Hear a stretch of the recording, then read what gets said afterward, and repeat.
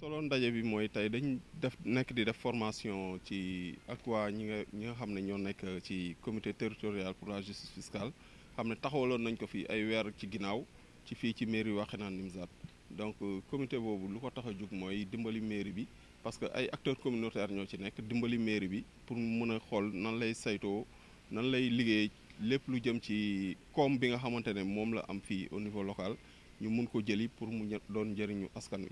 donc tey ñiy def formation parce que ñi ci nekk bu ñu xamul ñoom lan moo ci seen ak seen yelleef lan mooy ci seen droit du ñu mën a def liggéey bi ni mu waree mais formation da ngay gis ni boole nañ ci aussi agent de recouvrement wu mairie bi agent de recouvrement yooyu tamit ñoom yenn saa yi seen liggéey day am li ci des parce que tout simplement du ñu xam yenn niche fiscale yi niche fiscale maanaam fu ñu mën a jëlee xaalis pour mu doon xaalisu askan wi donc tey ñu indi benn borom xam-xam boo xamante ne ñu koy wax un consultant mu mun leen gindi wax leen par exemple lii fii am ngeen droit dem jëli fa ay taxes wala am ngeen droit dem jëli fa ay c'est des taxes fiscales quoi par exemple boo xoolee mairie Wakhinane Nimzatt tey sànq ci formation bi ñoom agent de recouvrement bi ñoom wax nañ ni taxe sur l'électricité ñoom daawuñu ko recouvrer te alors dafa nekk seen droit ñu recouvrer ko tey boo xool Wakhinane booy compter kër yu fi amul courant yu fi amul compteur bëriwul presque kër yëpp am compteur donc mun nañ jàpp ni ay millions moo leen di rëcc te millions yooyu millions Wakhinane Nimzatt la mën a jariñ commune bi donc pertinence su atelier bi mooy dimbali leen ñoom ba ñu mën a xam fu ñu mën a jëlee xaalis te teg ko ci yoon ñu def jëlee fa xaalis mais aussi comité bi liggéey mooy dimbali askan wi ba ku ci nekk li nga warloo ci impôt ak commune bi ak état bi nga xam ni lii sama wareef la nga mun ko def donc loolu moo ñu fi dajale tey ñu ciy liggéey suba ba léegi pour mun a dimbali commune bi mu def liggéeyam nu mu. waaw li ñuy def mooy atelier bi ñu ciy génn dañ ciy génn ak li ñuy wax plan d'action ñu xool après liggéey bi nan lañ koy continuer mais ci terrain bi donc dinañ ci ànd ak service yi nga xamante ne ñoom seen liggéey mooy dem jëli xaalis bi nga xam ne mairie bi moo ko moom ci ñëpp ñu population bi ak ñiy liggéey biir Wakhinane mais dinañ ci ànd ak membre comité bi parce que membre comité bi ñu ngi jógee ci askan wi ci représentant wu askan wi la ñu bokk donc dinañ dimbali ñoom seen liggéey bu ñu demee ci askan wi ba explication bi mën a gën a yomb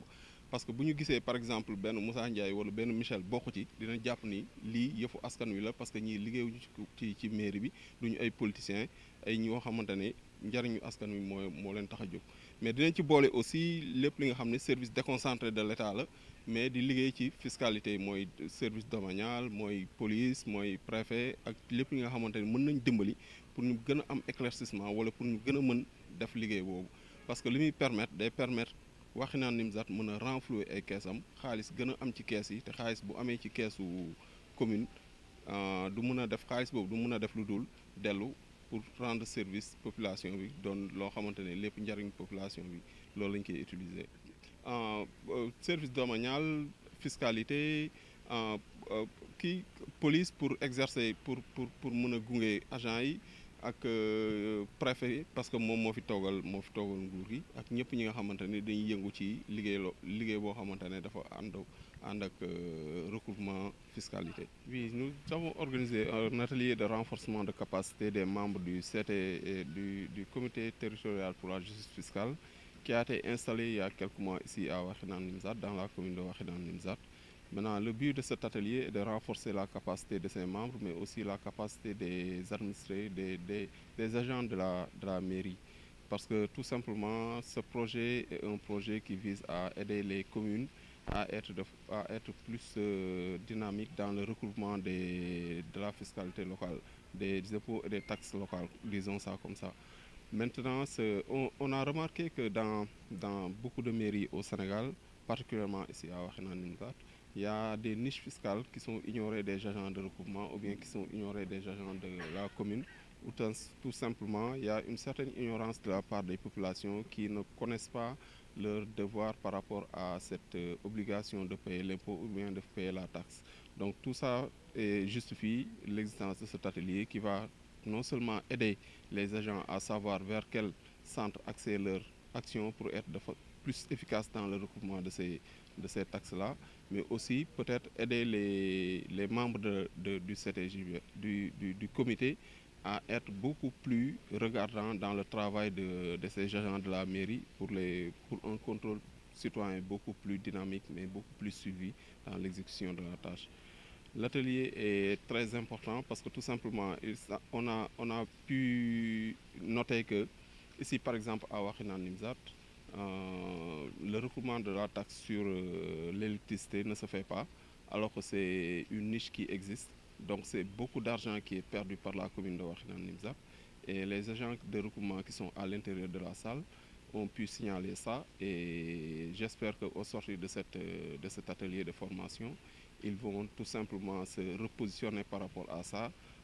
et aller chercher cette taxe qui est en fait une taxe qui existe dans la commune et qui doit être recouvrée par la commune pour le bénéfice des populations. Oui, il y a un plan d'action qui sera élaboré au sortir de l'atelier et ce plan d'action sera suivi autant par la mairie et le comité. Et le comité avec toutes les autorités locales, disons, mais aussi avec les services déconcentrés de l'État. Et nous allons travailler de concert pour que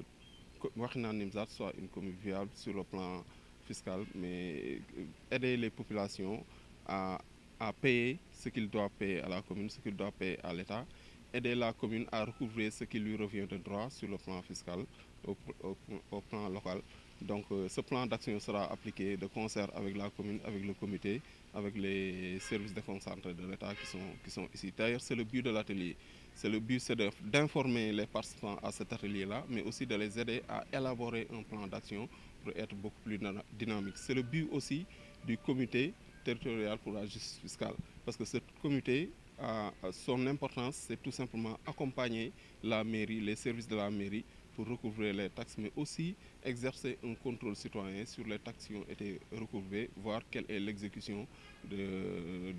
budgétaire de ces taxes-là. Donc ce plan d'action sera mis en place, ensuite suivi comme il se doit. Les structures ciblées, c'est les services de la fiscalité, les services domaniales, tous les services déconcentrés de l'État qui